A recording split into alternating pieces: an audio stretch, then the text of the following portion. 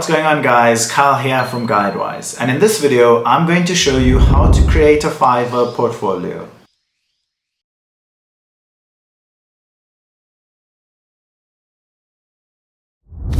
On your Salad dashboard, select My Business in the top row, then scroll down to Profile. You will then see Showcase Portfolio in the right column, so we're going to select that. And then you will see Create New Project. So we need to create a new project for our portfolio, so simply select it. So you can then give your project a name, select what industry it's in, the project duration. You could also add the project cost if you'd like to, when it started, so the month and the year, and then you can add a description followed by media.